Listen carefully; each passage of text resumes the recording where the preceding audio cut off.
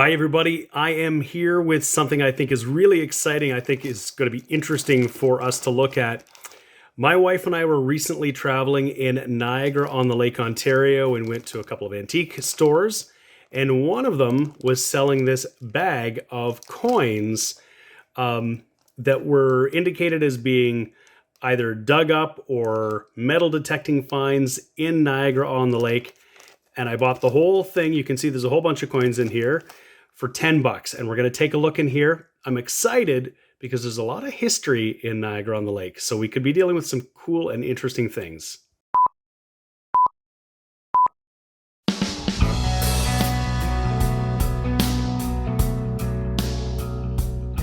Hi everyone, this is James and you're watching my channel, Cateroll Hunter. And that's right, I got a bag of coins that I got from an antique shop in Niagara-on-the-Lake, Ontario. And I don't know if you're familiar with Niagara-on-the-Lake, Ontario, but it is on the mouth of the Niagara River where it empties into Lake Ontario, right across from the United States. So it's a border town. It was founded in the 1700s, the late 1700s. It was the first capital of Upper Canada, which is now Ontario. And so there's a lot of history. There were battles there in the War of 1812 between the British and the Americans. So you can see that these coins here are in pretty rough shape. These are metal detecting finds, essentially. These were buried, these were dug up. You can see some are cracked. One of them I saw somewhere was a half a coin. But we're going to take a look at these because I took a quick peek in the antique shop to decide if I wanted to spend $10 on virtually valueless coins. But I saw some really cool stuff, and I want to share that with you here. So that might be this one in the middle too, and a bunch. So what I'm going to do is just sort of organize these a little bit. There are some I think we're not going to get any information off of, and others that we can. And so I'm just going to get them a little bit organized, and then we're going to start to take a peek together and see if we can identify any of these. Okay, I've got everything sorted out here. I've got a group here I want to start with. I think these are ones that we can probably look at really quickly because I don't think we're going to be able to identify these at all. This one here certainly looks like it has been melted. It looks like it's a couple of different metals that are in here. Who knows what this might have been, but we're not going to be able to identify this at all, so I'll put that aside. This one here, it is just too hard to tell. Again, it's in rough shape. You can see what appears like it could be a bust or an effigy on here, but I don't think we're ever going to be able to identify that. And then these other ones are all so environmentally damaged that there's really no devices left on them at all. You know, they're oxidized and they're rusty. This is only partial coin. There looks like we might have been able to get something off of there, but these ones, there's really not much that we're going to be able to do on these. We can be pretty sure that they're old. We're just never going to find out exactly how old they are when there's really no detail. But the other ones that we saw over here, once we look at all these here, so we can just set those aside.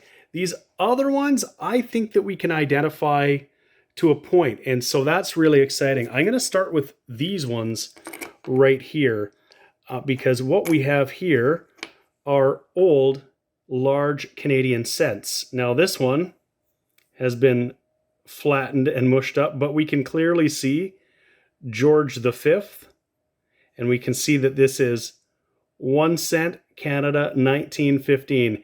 In this condition, obviously, it's not going to be worth anything. But this is a coin that's been, it's over 100 years old, and it was been sitting in the ground, and somebody dug it up, and we got it, and we didn't really pay much for it. These other ones are the same. So this one here, oh, there we go. It's 1 cent Canada 1919. And again, we've got King George V. This has been in the ground for a long time. And this last one, also 1 cent Canada 19, and it's a little harder to tell. This one is in much worse shape. I'll try to scope it and see if we can get a date off of there, but sometimes scoping it when they're in this condition doesn't actually help. because it's sometimes you just need to look at it from a little further away, but we'll try it. We'll throw it under the scope and you might be able to see what I was talking about. There we can see 1 cent Canada, 19. So there's the 1 and the 9. And we can't really make out what that is. It could be anything. So, but we know what era it is. We know it's likely King George the Sixth, or it could possibly be King Edward the Seventh. But there's no real question that this is a 1 cent from Canada. We can clearly see that on there. So we've identified those, and we're going to take a look at some of these other ones. Okay, so this next one we can definitely identify. So this is a 1939 royal visit token. So the royal couple came to Canada, and this was commemorating their visit in 1939. Obviously, this has been holed. Somebody was probably wearing this as a necklace, and it looks to have been coated with something at some point, and that coating has mostly come off. I have a couple of these in better condition than this that didn't have this sort of silver colored coating on it, this like chromium or whatever that is.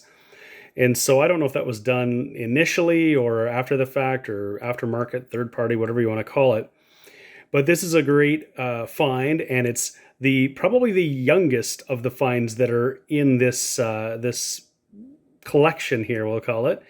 So that's a good one. You can see a map of Canada there. There's a coat of arms, 1939. And so that's a cool one. Okay, this next one is pretty exciting. You can see here, this is 1 cent. And you can read across here, United States of America. It's been holed. So this is a US large cent. And if I flip it over, it's going to be very difficult to make out a year. The year would be along the bottom. But you can see where my thumb is. There are the stars that go across the side. And this is Liberty, Lady Liberty. And you can actually read Liberty on the headband. You can just make it the ERT. You can see that there. What I can't tell is exactly what this date is. I've tried to put it under the scope. We'll do that right now and see. And there are different busts that would give us a better idea. But because of the damage and the wear on this coin, it's going to be really hard. But we'll take a peek and see. So I've got it under the scope, and we're seeing the neckline of the bust here, but this is another example of where scoping it and seeing it up close doesn't really help necessarily. The damage on the coin just sort of plays tricks on your eyes, and you kind of think you might be able to see something, shapes and outlines, and we're just not really ever going to know. It's probably from the 1830s. That's what I would guess we're looking at here, just based on the other design elements. But if I hold it up here, it's just so hard to tell. You can see some detail at the front of the face. You can see the band where Liberty is.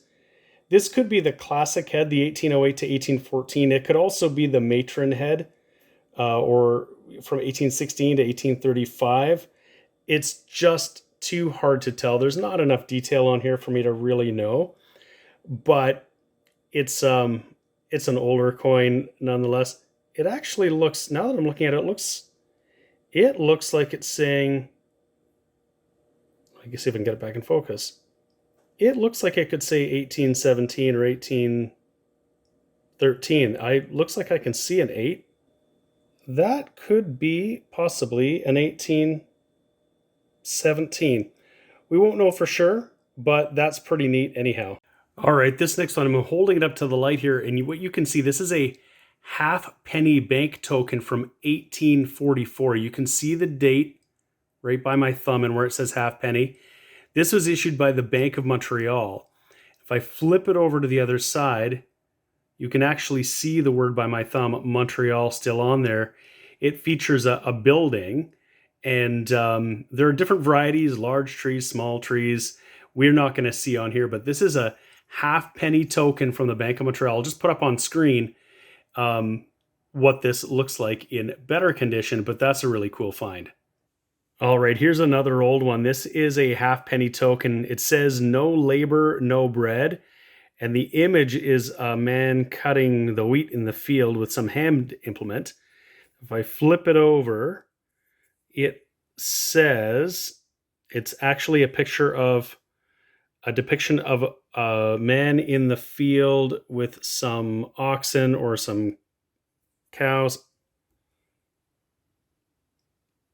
It's difficult to keep it focused here.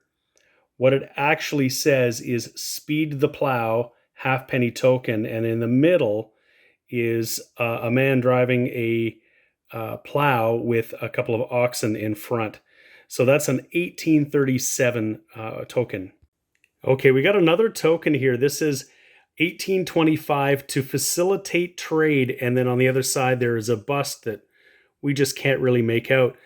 But the coinage that was used in this part of the world at that time wasn't necessarily all coinage from a government. Some of these are tokens by banks, by private industry. I've just got it up on the Coins in Canada website to see what that would have looked like. There in a little bit more detail. But this is another great example of an almost 200-year-old token that has just been sitting in the ground. All right, this is really cool. This next one is going to be the oldest. You can see this is dated 1812. This is a half-penny Tiffin token, as it's called, made of copper. It is a seated figure holding the scales of justice. You can sort of see the arm extended towards the left. And you can see there's sort of like a parcel or something they're seated on. If I flip it over, there is a wreath all along the rim, and there is a bust there that we can't really make out very well. This could either be the real deal or it could be an imitation, but a contemporary imitation. These would have been made around about that time. They were commonly used for trade. And either way, they're valuable, interesting. Now, not in this condition, obviously, but that is really cool. So I just bought a $10 bag of like finds, and this is a token from 1812. So that is really, really cool. These next four, I think, are all variations of the same coin. They're dated, and I can get the date on a couple of these. I'll maybe bring it to the light if we can get it to focus. You can see it's 1820. On the side with the date, it has a harp. And if I flip it over, there is a bust with a like a laurel wreath in the hair facing left with a collar. All very similar. These are all pretty much variations of that. So there's a harp on the back. You can see the date, again, 1820. There's that figure with the laurel wreath. Some of them you can actually see the wording that says halfpenny. Maybe not on that one, but maybe we could see halfpenny on this one. They're a little hard to see. But here's another one. You can see that figure. If I flip it over, it's a little hard to see. You can actually see the strings of the harp. There's more than anything else on there. And I'll grab this last one here. This one we can actually see lettering around the edge. And you can actually see this one, the harp. And you can see this one where it says halfpenny. And they don't all have lettering around it, but they're very similar. And in some of these might have been fairly roughly done, I guess maybe by blacksmiths. And some might have been pressed by other organizations. But this was common currency in Upper Canada, or what is now Ontario, back in the 1820s. All right, this is another really cool one here. We have Britannia seated, and on the flip side, it says halfpenny token, and it has an eagle, and you can see the eagle with its wings spread out. And the date, you can clearly see the 18. You can't really make out, but it's 1813. This was only made with 1 year on it. This is really, really cool. And I'll put another picture on the screen about what this one actually looks like in better detail. But again, just finding some really cool old coins and tokens here. This is just really great history. So this one here is in pretty rough shape, but I was able to identify this. This is going to be our oldest coin of the bunch here. What you're looking at here is King George III, and it just says Georgius on the left and then 3 Rex on the right.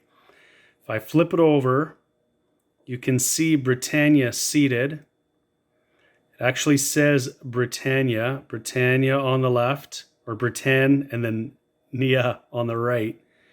But this coin here is from 1771 to 1775 is when it was minted.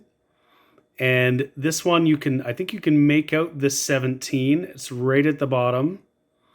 I think what this is a 1773.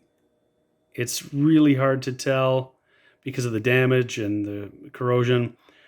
And it would be hard to know in this condition if this was authentic or if this was a counterfeit, because these were very widely counterfeited and used as currency back at that time. But this is the oldest by far. I don't own anything that is anywhere near this age. This was in the ground somewhere and dug up. 1770 something halfpenny George III. I was able to identify one further coin here as one of those 1820 halfpenny tokens. And I've got one more here in my hand that I think if I did enough digging and research, I could identify potentially. You can see there is a bust on here. It looks like it could be similar. And there's some lettering, it seems, but I just can't quite make it out. It's really hard to tell. I think it might very well be another one of these guys here. And I tried my best to look and see what I could do with these other ones, and I just can't really identify anything identifying on these ones at all. This is one here where it appears as though there's a figure standing with something and there's some lettering. Again, this might be the one that I think I could probably identify if I really worked at it. I think it could be another American coin. My mind wants to make me think it says United States of America along this side, and it may very well, and I'll keep looking at it to see, but I just can't quite figure out what this is on the back. It looks like a figure standing with a spear or something, but it could just be my mind making that up. I don't really know. So I've been spending some time really trying to understand these other ones. There were a couple that I was pretty sure I could make out, and I'm sure I've got this one here. You can see the bust here, and what it says is the illustrious Wellington from the bottom left around, and you can see and then illustrious Wellington. And if I flip it over, you can see a harp, and what this says is Waterloo halfpenny, and you can see very clearly halfpenny with the harp. You can't quite make out the date, but the date on this is 1816. And so this was another coin used in Canadian provinces. So I'll put a picture up of this one, what it would look like if you could make it out more clearly. But this one I just needed to do a little bit more research and digging up on. All right, I've taken a closer look at this token here, and I have identified it. I thought that it was a Lower Canada halfpenny token, and I'm not completely wrong. This is a halfpenny token from Leslie and Sons, and I'll put a picture up on the screen here so you can see what it actually looks like.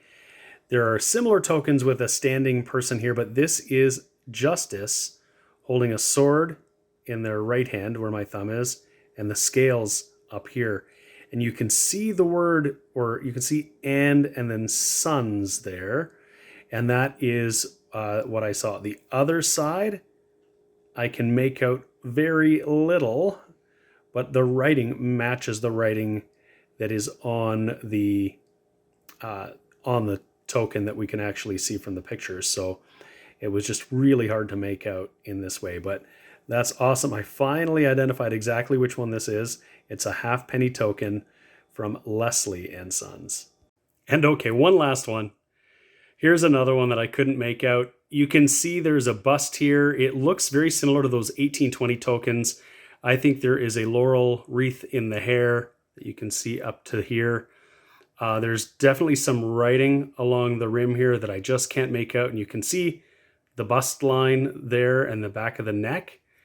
If I flip it over again, though, on the reverse, there's really nothing to go on. And so I might have to give up on this one. I'm just not certain what this is. It's interesting. You just try to look at it in different kinds of light. Scoping them doesn't help because then you're really seeing the fine detail of all of the damage. But when you turn it around and look in different lights, you think you might be able to see something like I thought I saw a B, or maybe that's an L or an E. Maybe there's an M. I can't quite tell. Your mind starts to play tricks on you. But anyway, this has been really interesting to look through some 200-plus-year-old history in a lot of these coins. It's really very cool, right up my alley. I hope you've enjoyed it as well. This was a really, really fun exercise to go through just the history of it all, looking at what are obviously some really old coins and tokens that just got dug up and buried, or not in that order, buried and then dug up.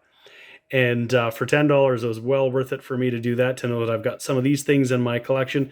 They're all in terrible shape, but it was really fun to look at them.